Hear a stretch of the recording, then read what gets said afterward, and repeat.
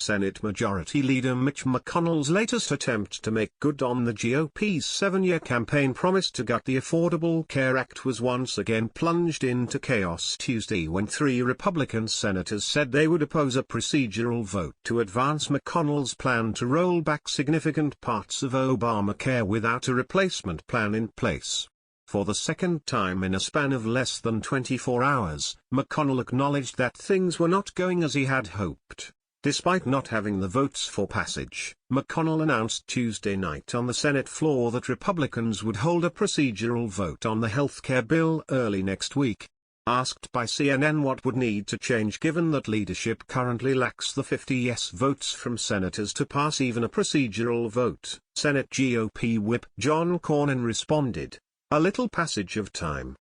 The opposition that trickled out into the public Tuesday reinforced a painful reality for many Republicans to swallow, that after years of railing against Obamacare, there is now not enough will within the party to pursue wholesale repeal of the law. In short order, Senators Lisa Murkowski of Alaska, Shelley Moore Capito of West Virginia and Susan Collins of Maine said they oppose McConnell's proposal.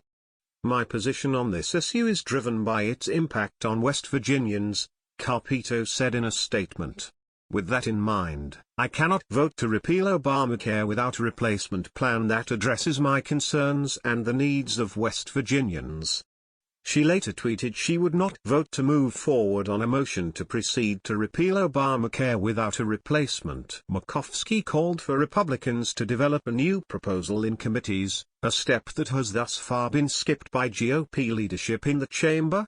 "I think what has to happen is the Republicans have to admit that some of the things in the ACA we actually liked, and the Democrats have to admit that some of the things they voted for in the ACA are broken and need to be fixed," Murkowski told reporters.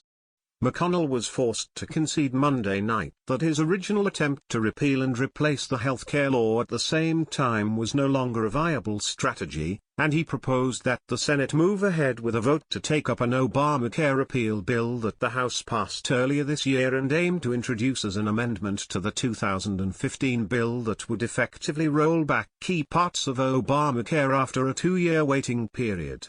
That legislation was approved by a GOP-controlled Congress at the time but vetoed by then-President Barack Obama.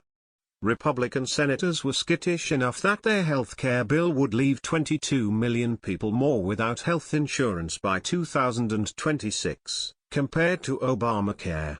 Repealing without a replacement plan in hand would probably leave 18 million more people without coverage in the first year after its enactment and 32 million more by 2026, according to a Congressional Budget Office report that looked at an earlier GOP bill to repeal Obamacare. It would also cause premiums on individual market policies to increase by up to 25% the first year and to nearly double by 2026. Meanwhile, the pressure continued to come from the White House.